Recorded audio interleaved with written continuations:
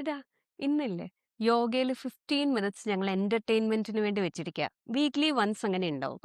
അപ്പൊ ഈ എന്റർടൈൻമെന്റ് എന്ന് പറഞ്ഞു കഴിഞ്ഞാൽ ആന്റിമാരെയൊക്കെ കൊണ്ട് കളിപ്പിക്കുക. ഇന്ന് ഞങ്ങൾ കളിച്ച ഡം ഷെറേറ്റ്സ്. ഈ എന്റർടൈൻമെന്റ് ലീഡർ ആരാന്നറിയോ? ആരായിരിക്കും? ഞാൻ ദൈവം! തന്നെ.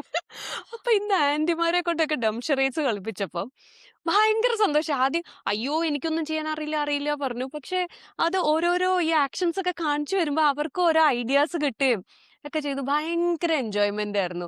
നിന്റെ അടുത്ത് ചോദിക്കട്ടെ, നീ എപ്പോഴാ ഫിസിക്കലി ഒന്ന് ഓടി ഒക്കെ ഒന്ന് കളിച്ചത് എപ്പോഴാ ലാസ്റ്റ്? ഞങ്ങള് ലാസ്റ്റ് ഇങ്ങനത്തെ ആക്ടിവിറ്റീസിലൊക്കെ ആയത് എപ്പോഴറിയോ? ന്യൂ ഇയർ ഈവിന് എന്തായാലും ടൈം പോണല്ലോ. ഓൾമോസ്റ്റ് എല്ലാവരും 10 o'clock ഫ്രീ ആയി. അപ്പൊ ഞങ്ങൾ ഫ്രീ ആയിട്ടുള്ള എല്ലാവരും കൂടി ഒരു സ്ഥലത്ത് കൂടി.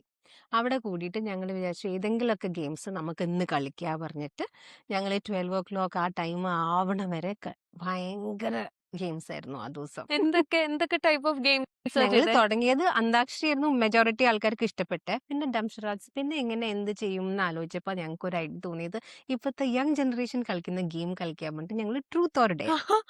അപ്പൊ ഡെയർ വരുമ്പോ എന്താ വെച്ചാൽ ആക്ച്വൽ ഫിസിക്കലി ആക്റ്റീവ് ആവാനും പിന്നെ പേടിയുള്ളവരോട് ആ സ്ഥലം വരെ പോവാനും പിന്നെ കുറച്ച് സീക്രട്സ് ഒക്കെ എല്ലാവരും ഷെയർ ചെയ്തു ട്രൂത്ത് ഉണ്ട്. കൂടത്തില്.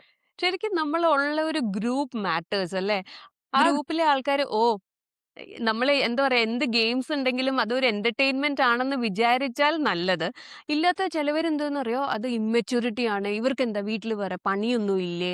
പണിയില്ലാത്ത കുറെ ആൾക്കാര് ഇങ്ങനെയൊക്കെ വിചാരിക്കുമ്പോഴാണ് അതൊരു വലിയ പ്രശ്നം വരുന്നത്. അതെ, കുട്ടികൾ കളിച്ചാല് അത് അവരുടെ ഡെവലപ്മെന്റിന്റെ ഭാഗമായിട്ടാ പറയും. നമ്മൾ വലിയവര് കളിക്കുമ്പോ ഈ പറഞ്ഞ പോലെ എന്താ പണിയൊന്നും ഇല്ലേ, റെസ്പോൺസിബിൾ അല്ലേ, അങ്ങനത്തെ ഒരു ചോദ്യം വരും കേട്ടോ. സത്യാണ്. ഇത് ഇത് പറഞ്ഞപ്പോഴില്ലേ, ഈയിടെ ഞാനും ഹസ്ബൻഡും കൂടെ ഒരു ആന്റി അങ്കിളിനെ മീറ്റ് ചെയ്യാൻ വേണ്ടി പോയതാ. അപ്പൊ അവരുടെ വീട്ടില് അവരുടെ മോനുണ്ട്, വൈഫുണ്ട്, മക്കളുണ്ട്. അപ്പം മോനും വൈഫും ജോലിക്ക് പോയിരിക്കുകയായിരുന്നു. അപ്പൊ ഞങ്ങൾ ചെന്നപ്പോ ഈ പിള്ളേരുണ്ട്. അപ്പൊ പിള്ളേരുടെ കൂടെ ഞാനും ഹസ്ബൻഡും ഒക്കെ കളിക്കുകയായിരുന്നു. അപ്പൊ ഈ ആന്റി ചായ ഉണ്ടാക്കുമ്പോഴത്തേക്കിനും ഞാനും അടുക്കളയിലോട്ട് പോയപ്പോ ആന്റി എൻ്റെ അടുത്ത് പറയാ, മോളെ, പണ്ട് എന്ന് പറഞ്ഞാൽ ഈ ആന്റി ഒരു മിഡിൽ ഏജ് ഒക്കെ ആയിരുന്ന സമയത്ത് മക്കള് കളിക്കാൻ വേണ്ടി വിളിക്കുമ്പം ആന്റിക്ക് അന്ന് എനർജി ഉണ്ടായിരുന്നു, പക്ഷെ ടൈമില്ല. അപ്പൊ സമയമില്ല എനിക്കിവിടെ പണിയുണ്ട് എന്ന് പറഞ്ഞ ആന്റിയും ഓടിച്ചു വിടുമായിരുന്നു. ഇപ്പൊ ഈ കൊച്ചുമക്കള് കളിക്കാൻ വിളിക്കുമ്പം സമയം ഇഷ്ടം പോലെ ഉണ്ട്, പക്ഷെ ആരോഗ്യമില്ല. അപ്പൊ ആന്റി എൻ്റെ അടുത്ത് പറയായിരുന്നു, നിങ്ങൾ ഇതുപോലെ തന്നെ എപ്പൊക്കെ ഇല്ലേ എന്തെങ്കിലും ഇതുപോലെ ഒരു ഗ്രൂപ്പായിട്ടൊക്കെ ഇങ്ങനെ എന്തെങ്കിലും ഗെയിംസോ അങ്ങനെ എന്തെങ്കിലുമൊക്കെ കളിക്കാൻ പറ്റിയാല് നിങ്ങൾ അങ്ങനെ ചെയ്യൂ. ഇത് ഈ സമയമൊന്നും പിന്നെ കിട്ടില്ല എന്ന് ആന്റി പറയായിരുന്നു. അത് ശരിക്കും ഭയങ്കര ഫീലായിട്ടോ എനിക്ക്. എപ്പോഴും നമ്മൾ പറയുന്ന ഒരു കാര്യമാണല്ലേ സമയമില്ലാന്ന്. പക്ഷെ അങ്ങനെ വെച്ച് ആലോചിക്കുമ്പോഴാണ് നമുക്ക് വേണ്ടാത്ത കാര്യങ്ങൾ ആലോചിക്കാനും എന്താ ഈ ഓവർ തിങ്ക് ചെയ്യാനും അതിനൊക്കെ നമ്മളെ കയ്യിൽ സമയമുണ്ട്. കളിക്കാൻ ആരെങ്കിലും വിളിച്ചാൽ സ്പെഷ്യലി നമ്മളെ കുട്ടികൾ വിളിക്കുമ്പോൾ നമ്മൾ അയ്യോ ഇപ്പൊ ഞാൻ ഭയങ്കര ബിസിയാ, കളിയല്ലേ. അതെ, അതെ.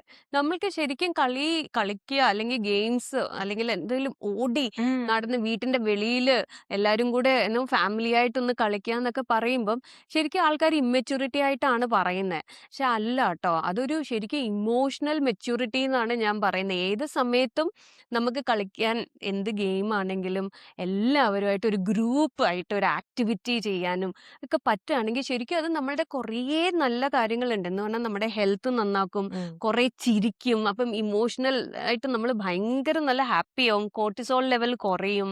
അതുപോലെ നമ്മൾക്കൊരു ബോണ്ടിങ്ങും. ഇപ്പം നമ്മൾ എപ്പം കളിച്ചാലും ഇപ്പം നിനക്ക് ഓർമ്മയില്ല, നമ്മൾ ആ ചിറ്റൂർ ഒരു ട്രിപ്പിന് പോയപ്പം ഉം. അന്ന് ഞാനും നീയും നമ്മുടെ രണ്ട് ഫാമിലീസും കൂടെ ഓടി ഓടി പിടിക്കുകയായിരുന്നു.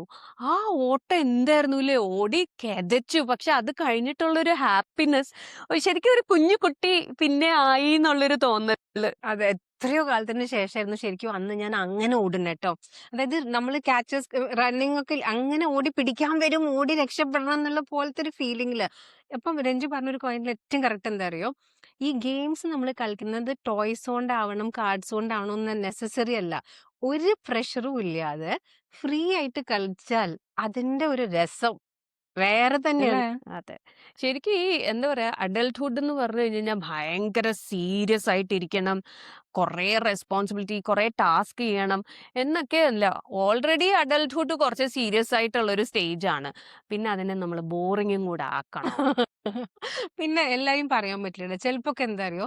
നമ്മള് കളിക്കുന്ന കാണുമ്പം കാണുന്നവര് അല്ലെ നോക്കുന്നവര് ജഡ്ജ് ചെയ്യോന്നൊരു ചെറിയൊരു ചമ്മലൊക്കെ ഉണ്ടാവും. അതുകൊണ്ടായിരിക്കും പലപ്പോഴും ഏഹ്, ഭയങ്കരായിട്ടുള്ള ഫിസിക്കലി ഓടാനോ, ചാടാനോ ഒക്കെ പറയുമ്പം ഒന്ന് മടിക്കാൻ കാരണം എന്താന്ന് വെച്ചാല് കാണുന്നവരെന്ത് പറയും എന്നൊരു ഫീലിംഗ് കൊണ്ടായിരിക്കും ട്ടോ.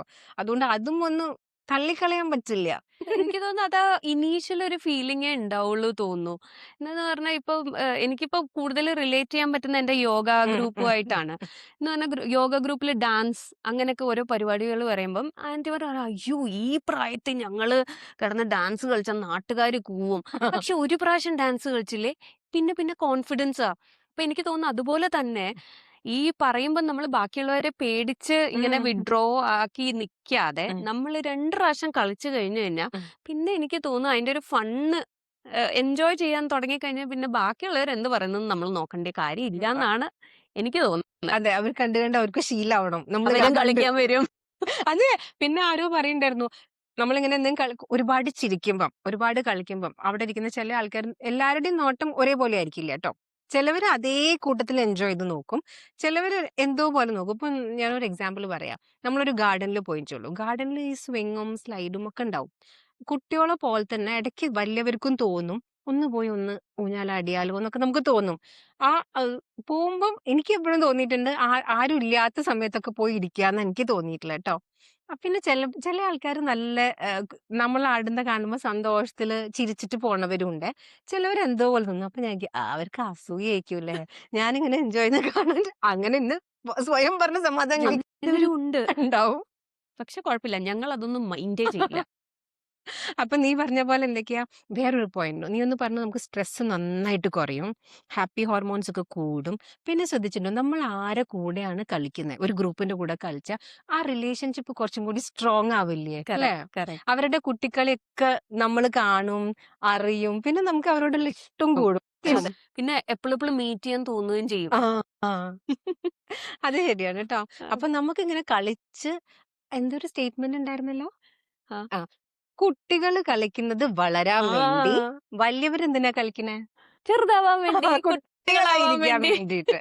അപ്പൊ നമുക്ക് കൗണ്ട് യുവർ ബ്ലെസ്സിങ്ങിന്റെ കൂടെ തന്നെ കളിക്കാൻ കുറെ കൂട്ടുകാരെ ഉണ്ടാക്കുക. എന്നിട്ട് കൊണ്ട് കളിച്ചുകൊണ്ടേയിരിക്കുക. അതെ. And age is not at all a bar.